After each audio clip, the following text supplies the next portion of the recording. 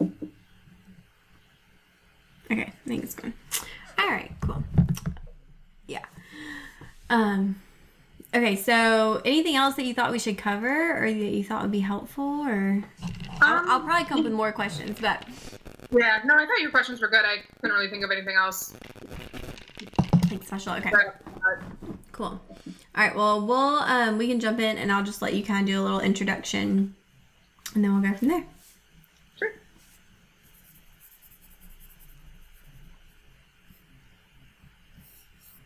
All right, you are good to go whenever you're ready. Okay, so hi, everybody. My name is Anna. I'm originally from St. Paul, Minnesota. I ended up going to PA school at Clarkson University in Potsdam, New York. I did my undergraduate degree in biopsychology at Augsburg University in Minneapolis. And I just recently accepted a job offer, so. Which is exciting. We'll talk about that. Okay, so you ended up moving for PA school. Was that something you wanted to do or just ended up being the best option? It was something I was definitely open to. I applied to Augsburg's PA program here back home, but I didn't get an interview, so I was very open to moving at that point too. And I didn't really have any ties at home, so I was like, well, this is kind of the time to go explore the world a little bit. So I applied to quite a few programs in New York and then a few programs in Virginia, and ended up getting into Eastern Virginia medical schools, Yeah. and then Clarkson's. And so I ended up kind of picking, well, do I want the beach or do I want the mountains? So I chose the mountains. There you go. Okay. Well, let's jump back a little bit. Did you go into college like knowing you wanted to be a PA, or was that something that came later? So I feel like my college experience was a little different just because I don't think I really knew what I wanted to do. I knew that it was going to be healthcare related. So when I graduated high school 10, 11 years ago, I was going for my paramedic stuff and then realized that wasn't exactly the perfect fit for me. Ended up going into surgical technology, did that for a couple of years. And there's kind of like, or that setting was where I really started working with PAs, pretty one-on-one directly a lot of the time in the OR. So at that point, I decided I wanted to go back and finish my bachelor's and do PA after working with them and also seeing them as a patient for myself. So that was kind of the deciding factor, and just being surrounded by them all the time. They were awesome. Okay. So that's kind of like, I feel like how the PA profession was designed, honestly. Like, you kind of are in healthcare, but then want to, bridge that gap to where you're able to do more type thing. Absolutely. So what did that look like as someone who, like, so you said you went back to school, finished your bachelor's, and then did you get in your first cycle? I did. Okay. Yeah.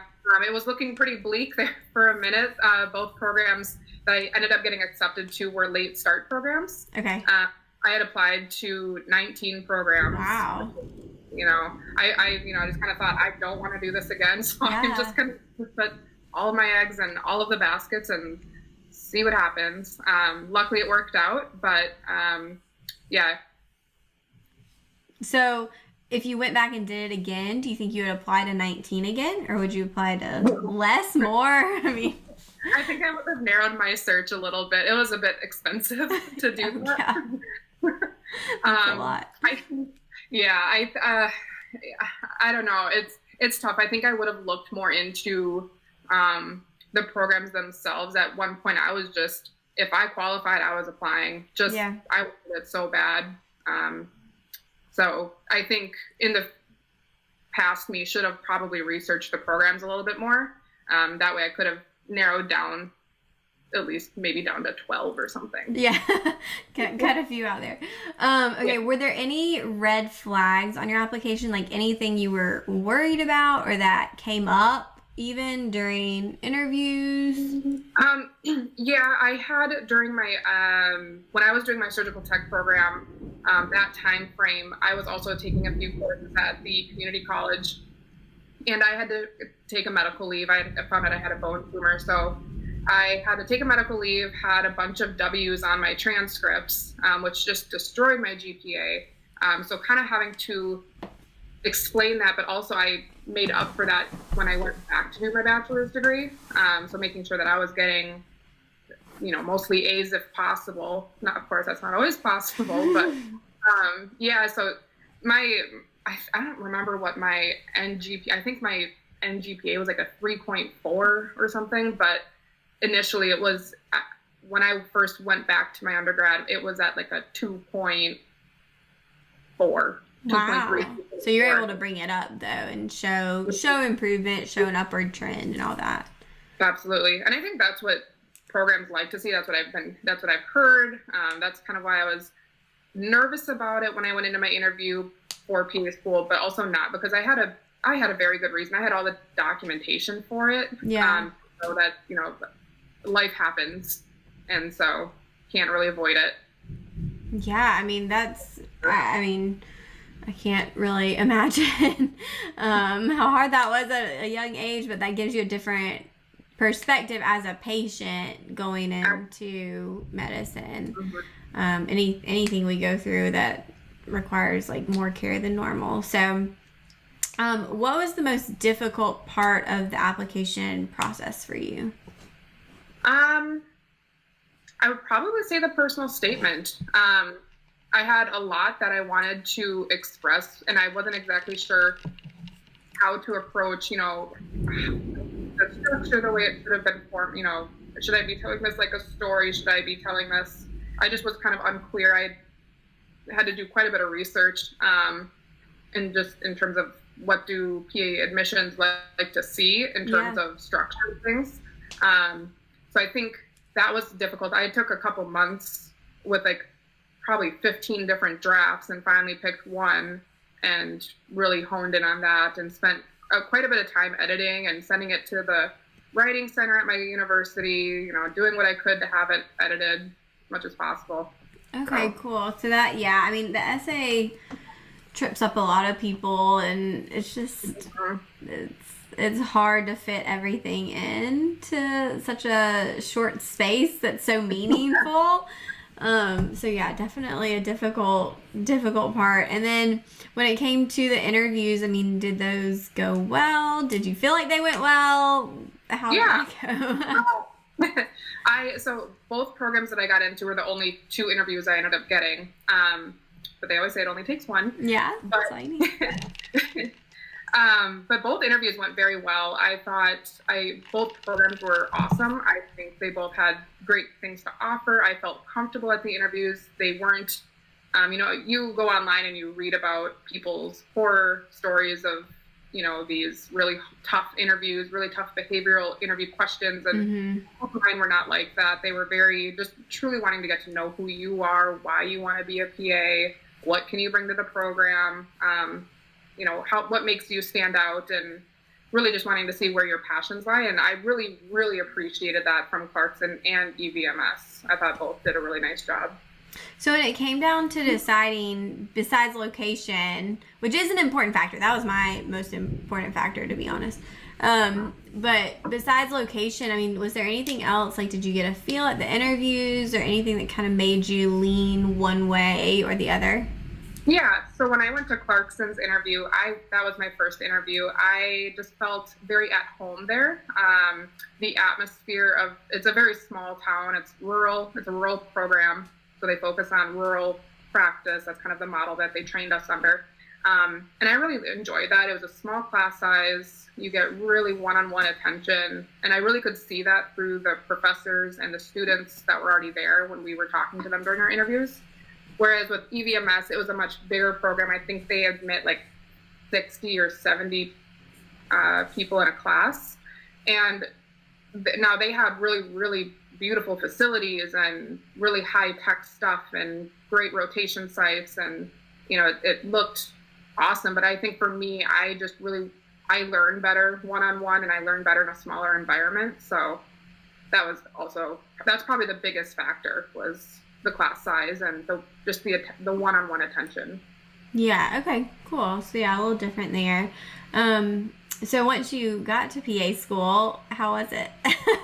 I've been getting so a lot of people I feel like are starting PA school right now, and so this is when I'm getting message that it's like I didn't realize how hard it is, and all, and like it's hard to explain. I feel like it's just very hard to explain how difficult it is. It's without scaring people. There's so many factors that go into it. I mean, you're a student first, and then if you're coming from out of state or you had to move for your program, so you're away from your friends and family, that adds difficulty to it. Oh yeah, you had to do that. Yeah, you had to move. Right. So there's a lot of factors that, like outside factors, that just made that transition really just difficult in general. Like I managed very well, but I mean, it was still hard.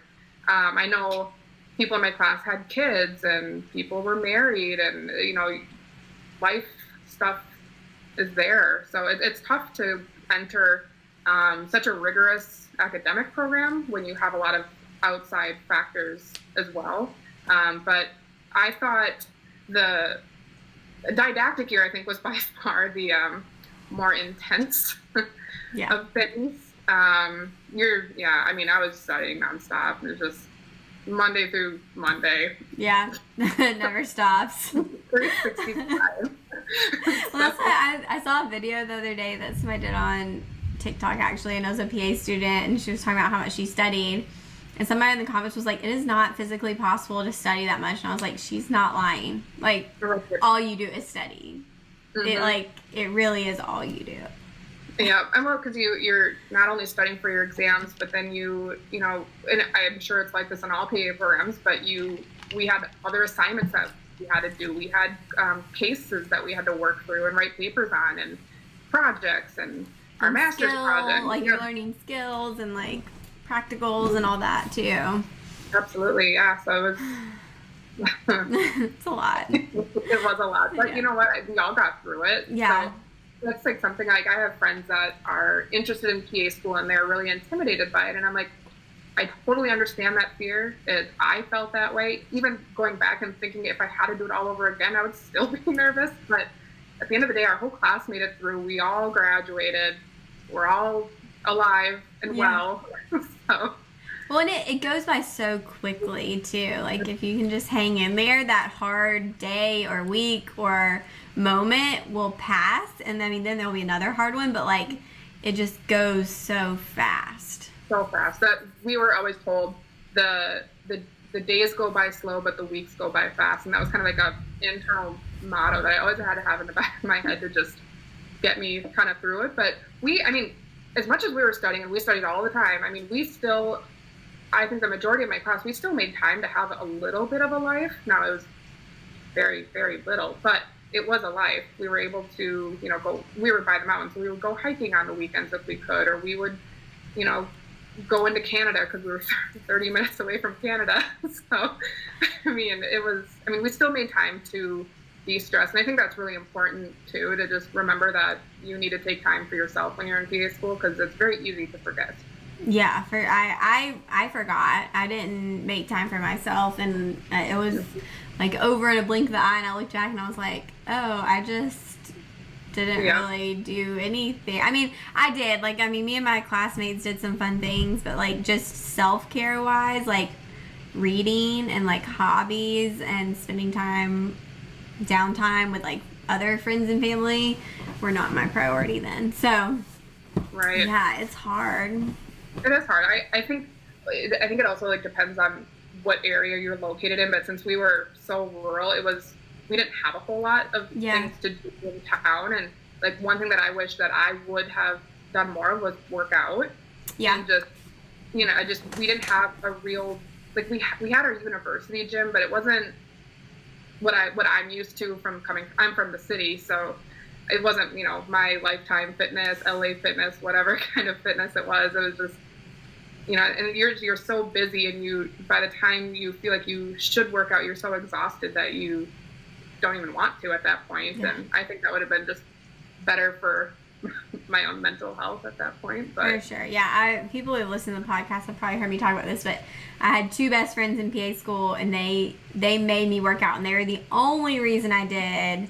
And even then we would only go maybe twice a week, but it was like we need to do this. Like, we've got to go to the gym for 30 minutes, even if we're just walking the track. Like, get, like, just to take a break, like, be active, because we sit in a chair for 8 hours a day.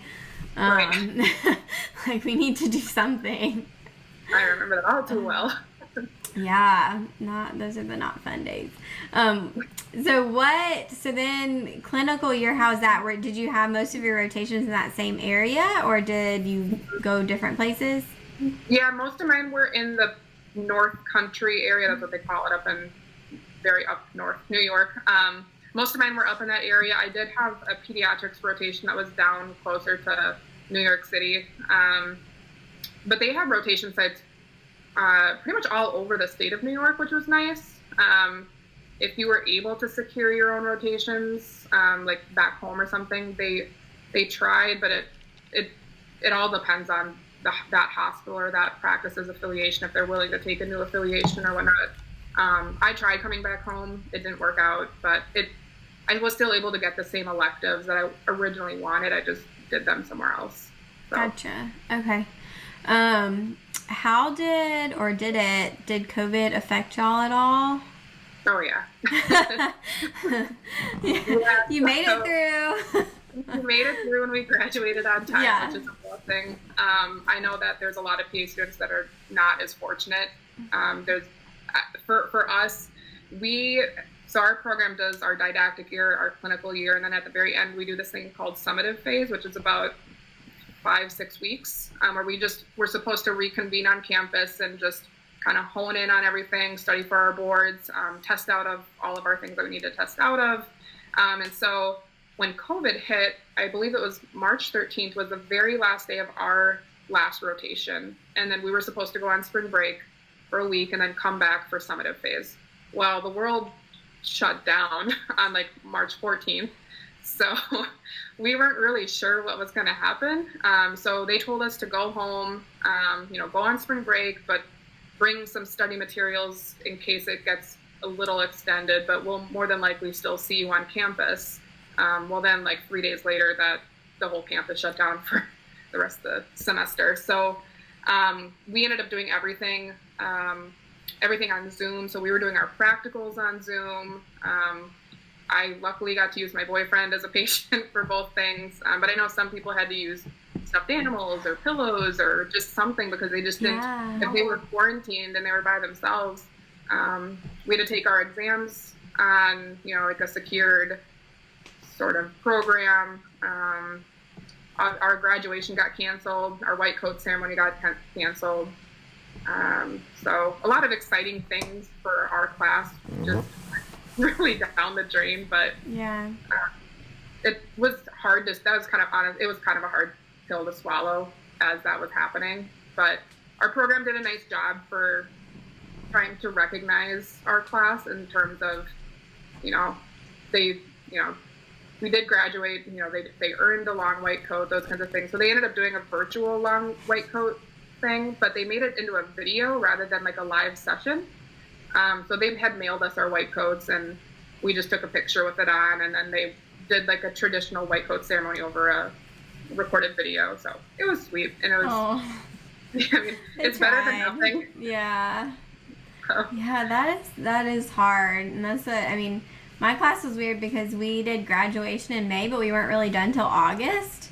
And so it was like fake anyway. But like we still had that, that ceremony. So it's hard. So did you stay in New York or did you go home?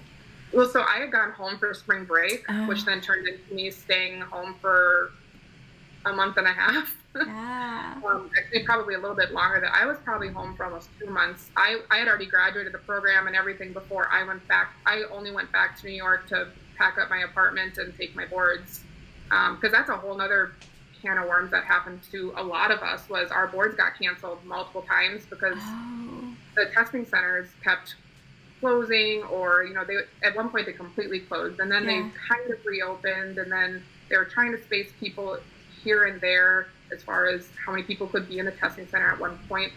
Not everybody's got canceled, but mine got canceled / rescheduled, I want to say 4 different times, which was that's crazy. Terrifying. Yeah.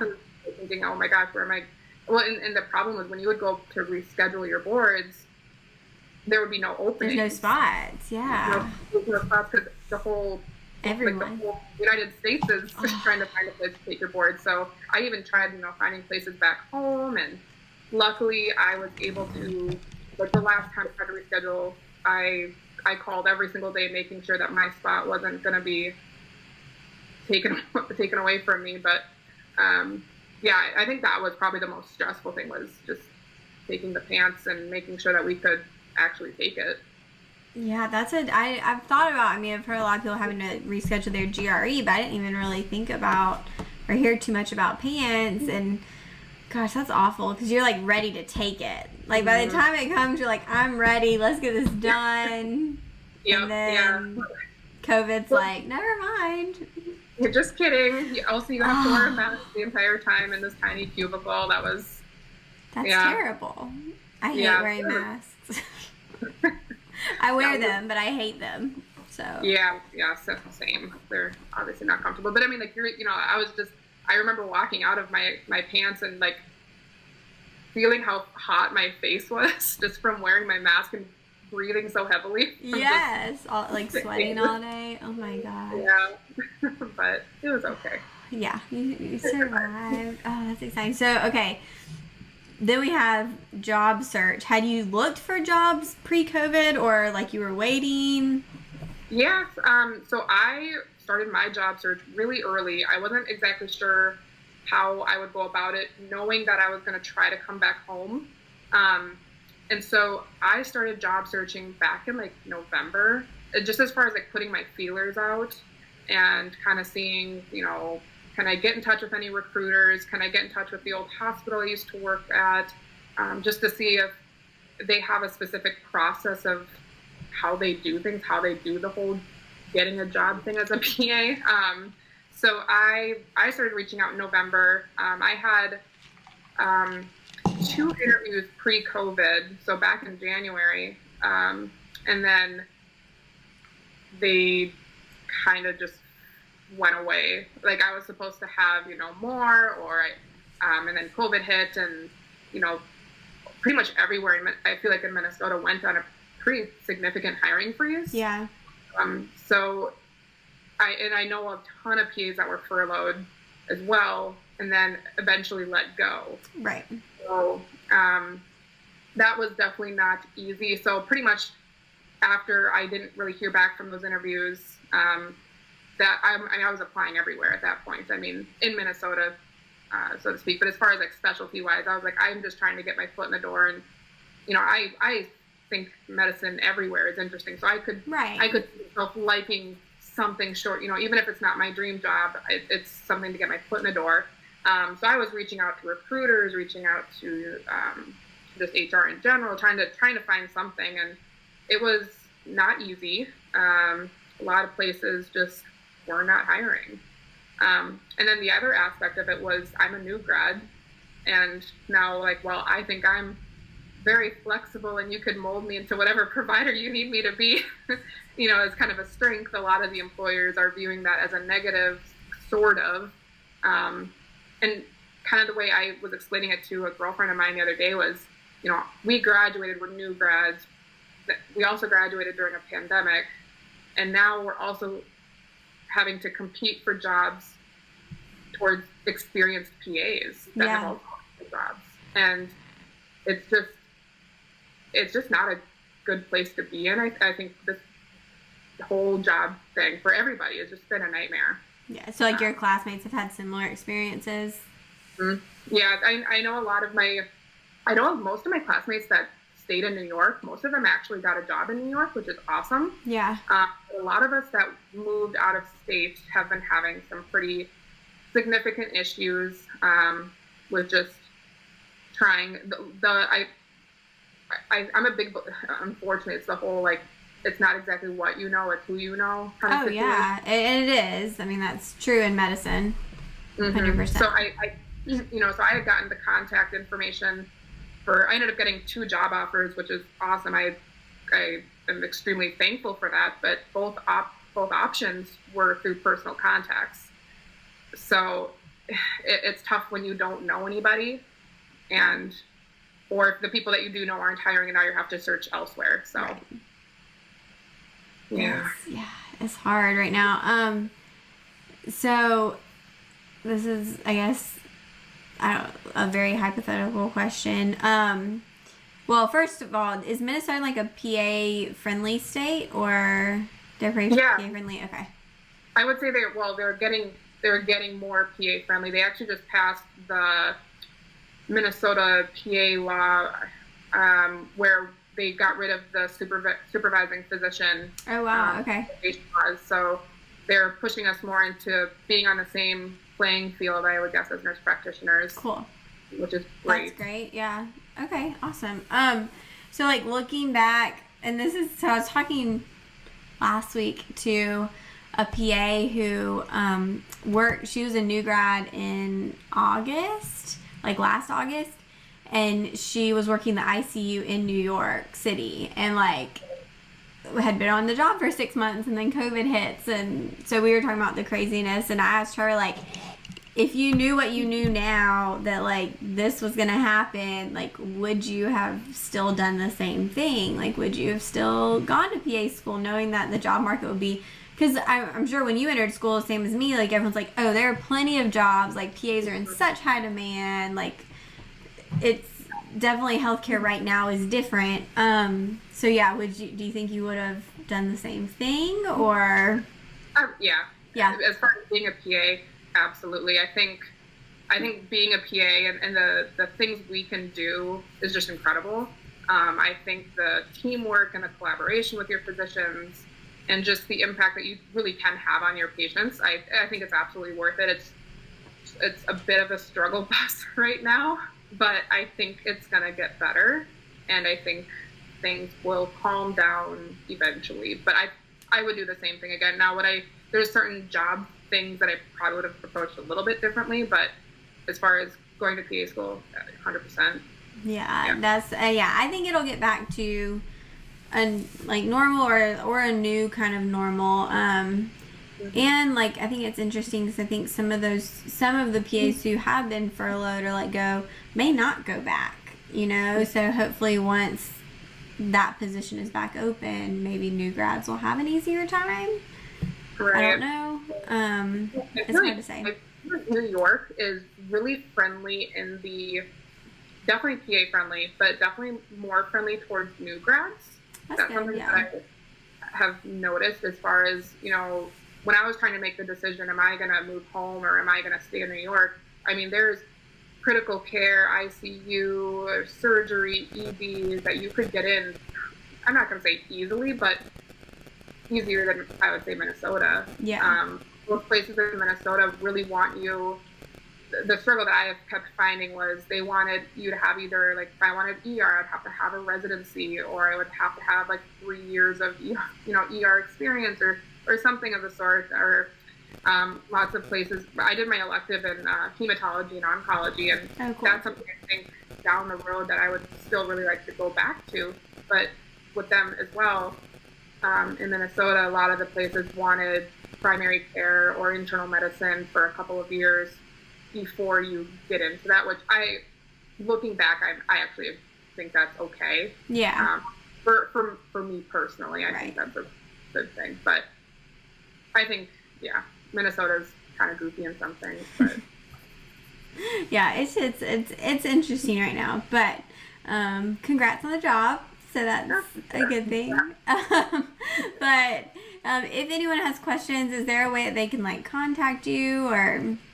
My email is probably the best bet, and I can, if you want me to just give it to you. I think I have it. So if anyone has any burning questions, I'll send them your way, and then kind of go from there. So, well, thank you for sharing your insights.